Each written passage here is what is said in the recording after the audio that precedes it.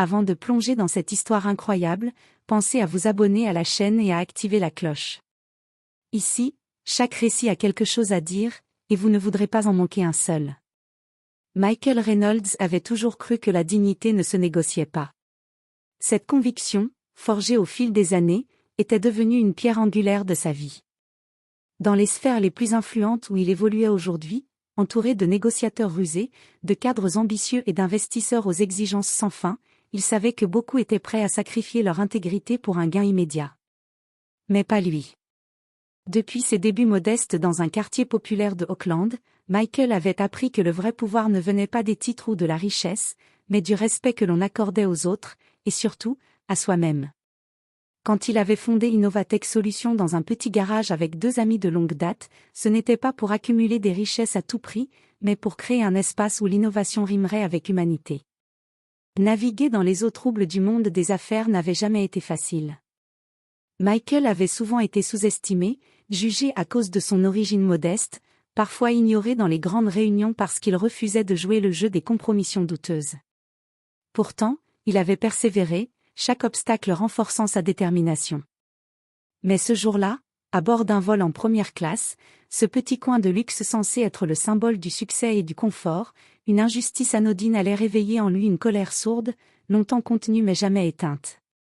Ce n'était pas tant le refus du repas végétarien réservé qui le heurtait, mais le sentiment profond d'être invisible, nié dans son identité et sa valeur, comme s'il n'était rien d'autre qu'un passager parmi tant d'autres, un numéro anonyme. Cette frustration, mêlée à un défi personnel, l'envahit peu à peu. Michael comprit que ce petit affront n'était qu'une goutte d'eau dans un océan de discrimination et d'indifférence qu'il avait lui-même affronté tout au long de sa carrière. Ce moment n'était plus seulement une question de service défaillant, mais une bataille pour la reconnaissance de son humanité, pour le respect que tout être humain mérite, quelle que soit sa position sociale. Il se surprit à repenser à son père, un homme simple, travailleur et fier, qui lui avait transmis la valeur de la dignité dans les gestes les plus modestes. Il pensa aussi à tous ceux qui, comme lui, avaient dû se battre contre les préjugés et les regards dédaigneux.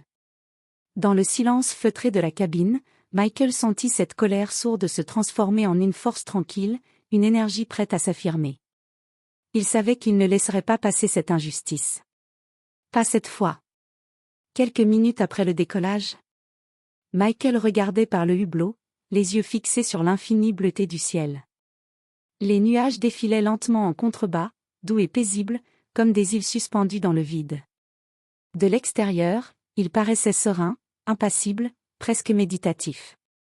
Mais à l'intérieur, ses pensées tournaient en boucle, agitées comme une mer sous la surface calme. Il pensait à la réunion cruciale qui l'attendait à New York. Aux heures de préparation, aux enjeux colossaux de la fusion, aux centaines d'emplois concernés. Il revoyait mentalement les points clés à défendre, les personnalités à convaincre. Il se préparait, comme un stratège, chaque détail soigneusement anticipé. Mais ce moment fut interrompu par la voix polie d'un steward qui s'approcha avec un sourire professionnel. « Monsieur Reynolds, votre repas végétarien sera servi dans quelques instants. » Michael se tourna doucement vers lui, hocha la tête avec ce sourire discret qui lui était propre. « Merci beaucoup. » Puis il retourna à sa contemplation. Il n'était pas particulièrement exigeant lorsqu'il voyageait. Il avait toujours demandé peu, mais s'attendait à ce que ce peu soit respecté avec rigueur. C'était une question de principe, pas de luxe. Les minutes passèrent. Les plateaux furent distribués autour de lui, les autres passagers commencèrent à déplier leurs serviettes, à choisir leur vin, à ouvrir leur pain chaud. Le balai du service de première classe battait son plein. Mais rien ne venait à lui.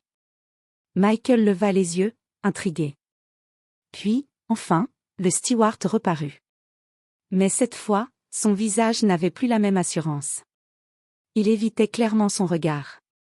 Sa mâchoire était légèrement crispée, ses gestes plus hésitants. « Je suis désolé, monsieur. » dit-il en posant un verre d'eau, sans même oser relever la tête. Il semble qu'il n'y ait plus de repas végétariens disponibles à bord. Michael fronça les sourcils, sans s'énerver. Il n'était pas homme à exploser. Mais il savait être direct. « Pardon ? J'ai réservé ce menu plusieurs semaines à l'avance, et il m'a été confirmé par votre service client. Pouvez-vous vérifier cela, s'il vous plaît? Le steward resta figé une seconde, puis hocha la tête à la hâte. Je vais voir ce que je peux faire.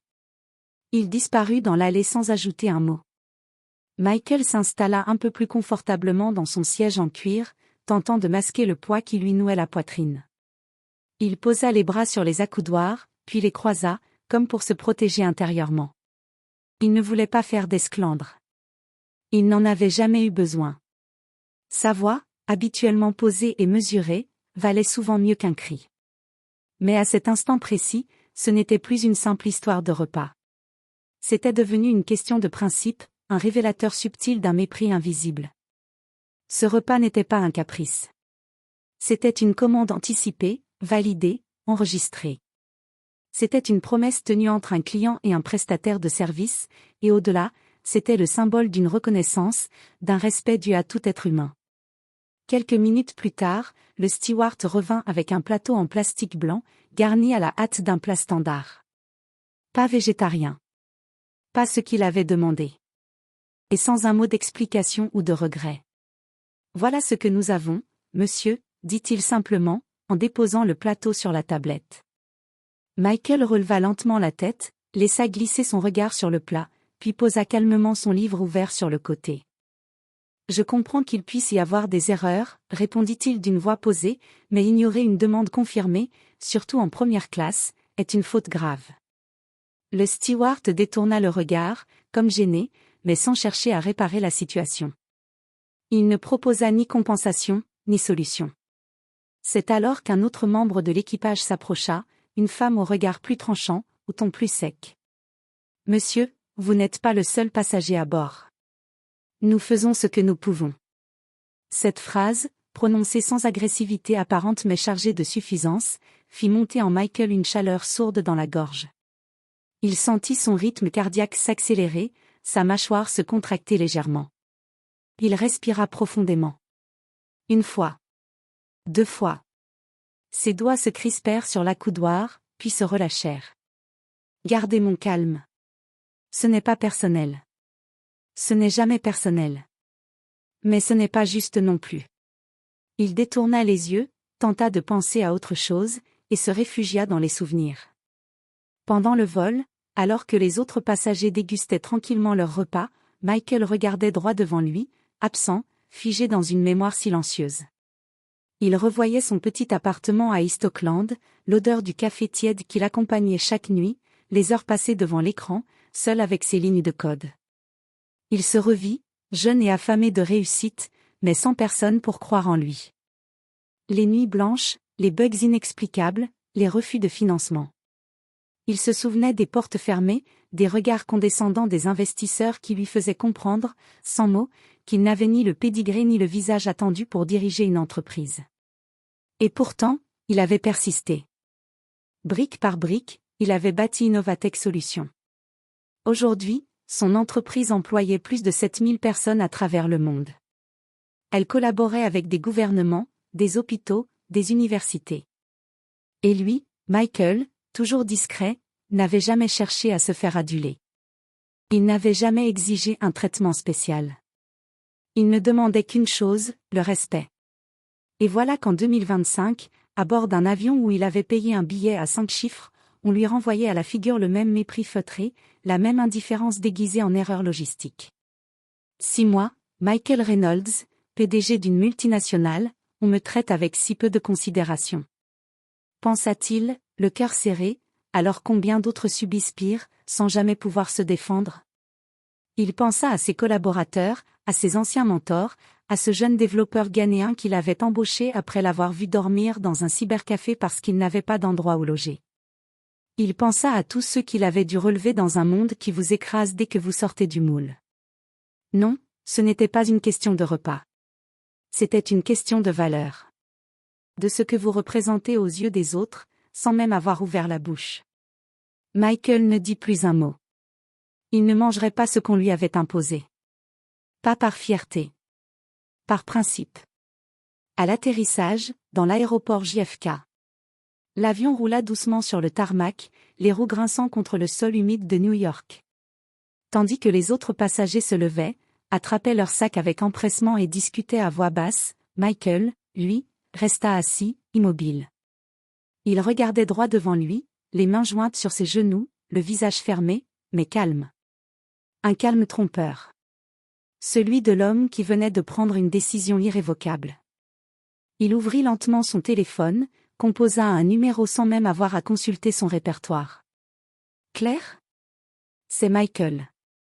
Écoute-moi bien. Je veux que tu appelles immédiatement la direction de la compagnie aérienne. Pas leur service client, pas un intermédiaire, le président. Il faut qu'on règle ça tout de suite. Ce genre de comportement est non seulement inacceptable, il est révélateur. Il écouta sa collaboratrice confirmer d'un ton rapide et tranchant. Puis il coupa l'appel.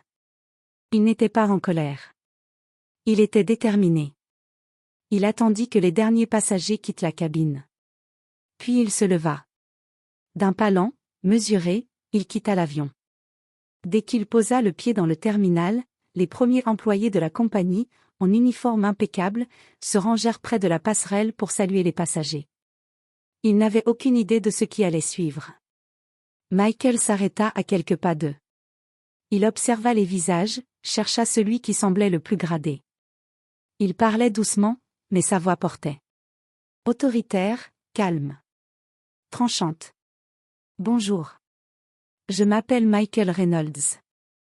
Je suis le PDG d'Innovatech Solutions, une entreprise qui collabore avec plusieurs compagnies aériennes à travers le monde. Un léger murmure parcourut les membres du personnel au sol. Le nom, maintenant prononcé, résonna comme un choc électrique. Les regards se croisèrent, certains se redressèrent, mal à l'aise. Michael continua, le regard perçant, sans hausser la voix. Sur ce vol, on m'a refusé un service que j'avais pourtant réservé et payé. Ce n'était pas une simple erreur de plateau. C'était un mépris ouvert, une indifférence arrogante, une manière de me faire comprendre, subtilement, que je ne comptais pas. Personne n'osa interrompre. On entendait à peine les chariots rouler au loin, les annonces de l'aéroport se faisaient floues, l'attention était tout entière braquée sur cet homme debout, seul mais inébranlable. Je viens d'informer mes équipes. À partir de maintenant, nous mettons fin à tout partenariat avec votre compagnie. Tous nos contrats, toutes les lignes réservées à l'année, sont suspendus. De plus, j'ai exigé que l'équipage responsable soit immédiatement relevé de ses fonctions. Les visages pâlirent. Une agente au sol, jeune, visiblement débordée par la tournure des événements, s'approcha, cherchant ses mots. Monsieur Reynolds, nous sommes vraiment désolés. Il s'agissait probablement d'un incident isolé, une erreur de coordination. Michael la regarda droit dans les yeux, sans hostilité, mais avec une intensité qui l'obligea à détourner le regard. Une erreur ? Vous vous trompez. Une erreur est un oubli de serviette. Une erreur est un plateau mal étiqueté. Ce que j'ai vécu, c'est un traitement dégradant, sans excuse, sans effort de correction.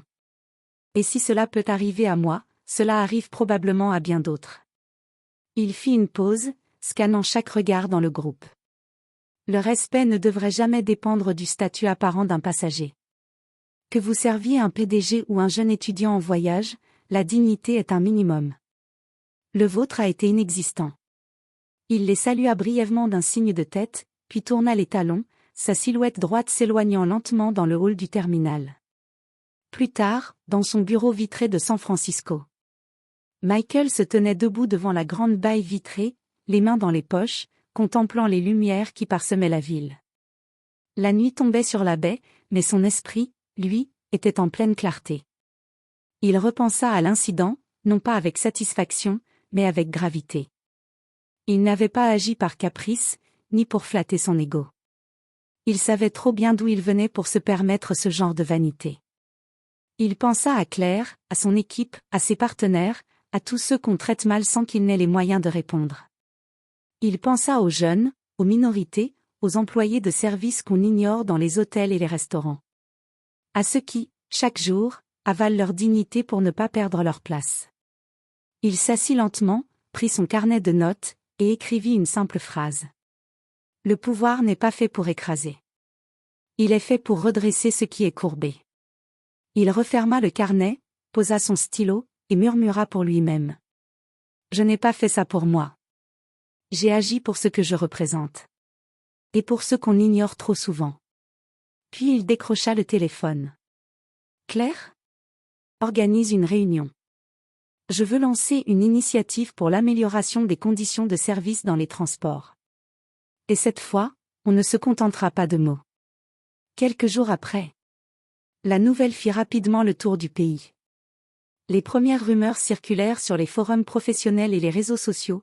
Un PDG refuse un vol VIP après avoir été méprisé en première classe. Puis les médias économiques s'en emparèrent. Le nom de Michael Reynolds, déjà bien connu dans le monde de la tech, apparut sur les bandes défilantes des chaînes de télévision, dans les titres des magazines, sur les fils Twitter d'influenceurs spécialisés en affaires et en aviation. La compagnie aérienne, d'abord silencieuse, fut contrainte de réagir face à la pression publique. Dans un communiqué officiel, elle déclara : Nous présentons nos excuses à Monsieur Reynolds pour l'incident regrettable survenu à bord du vol 1421. Nous reconnaissons qu'un traitement inapproprié a été infligé, et nous nous engageons à une révision complète de nos standards de service et de formation du personnel. Un effort de communication fut lancé. On parla de nouvelles politiques de diversité, de programmes de sensibilisation au respect client, de partenariats avec des ONG. L'entreprise tenta de sauver son image avec des gestes visibles. Michael reçut alors une série d'invitations. Des vols en classe affaires, tous frais payés. Des séjours dans des salons privés. Des rencontres avec les hauts dirigeants de la compagnie pour échanger sur son expérience. Il les déclina toutes. Lors d'un entretien accordé à un grand journal, il expliqua simplement : Ce n'est pas une récompense que je cherche. C'est un changement réel. Je ne suis pas intéressé par un traitement spécial. Ce que je veux, c'est que personne, absolument personne, ne vive ce que j'ai vécu ni aujourd'hui, ni demain. Ce que Michael avait ressenti dans cet avion, il le savait, n'était qu'un écho de ce que des milliers d'autres subissaient chaque jour, un regard condescendant, un service dégradé, une parole méprisante, une forme de rejet silencieuse, souvent invisible pour ceux qui n'en sont pas la cible. Dans son esprit, une idée germait. Il avait l'influence. Il avait les moyens. Il avait la légitimité. Alors pourquoi ne pas en faire quelque chose de concret ? Il rassembla son équipe de communication, ses juristes, et ses partenaires du secteur technologique. Ensemble, ils fondèrent une nouvelle initiative, Dignity First. Son objectif était clair, créer un label indépendant pour les entreprises de transport, d'hôtellerie et de services, basé sur le respect, l'équité et la dignité des clients, quels qu'ils soient. Chaque entreprise souhaitant arborer le label serait soumise à une évaluation complète, traitement des clients, diversité dans le personnel, formation à la communication bienveillante, gestion des conflits. Michael fit appel à des experts en justice sociale, à des anciens employés du service client, à des voyageurs victimes de discrimination. Il voulait que cette initiative soit ancrée dans le réel, pas dans les promesses marketing. Lors d'une conférence donnée à l'Université de Columbia, devant des centaines d'étudiants en commerce et en droit, Michael termina son discours par ces mots. On vous dira que le client a toujours raison. Moi, je vous dis que chaque être humain a droit au respect, même s'il n'a aucune raison à faire valoir. Le pouvoir ne doit jamais vous faire oublier d'où vous venez, ni vous autoriser à traiter les autres comme invisibles. J'ai connu la réussite, oui. Mais je n'ai pas oublié les jours où on ne me regardait même pas dans les yeux. Aujourd'hui, je parle pour ceux qu'on ne regarde toujours pas. Un tonnerre d'applaudissements éclata dans l'auditorium. Plusieurs se levèrent. Les mots de Michael résonnaient comme une vérité qu'on n'osait pas toujours nommer dans les hautes sphères. L'expérience vécue dans cet avion, bien qu'aussi banale qu'injuste, avait allumé quelque chose en lui. Un feu ancien, une mémoire collective et personnelle qu'il portait sans bruit depuis toujours. Et cette fois, il ne la laisserait pas s'éteindre. Michael Reynolds comprit que son histoire dépassait sa propre personne. Il était devenu, malgré lui, un symbole. Et il comptait honorer cette position non pas pour sa gloire, mais pour la justice.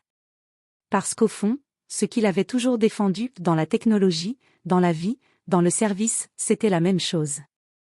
La dignité ne se négocie pas. Elle se défend.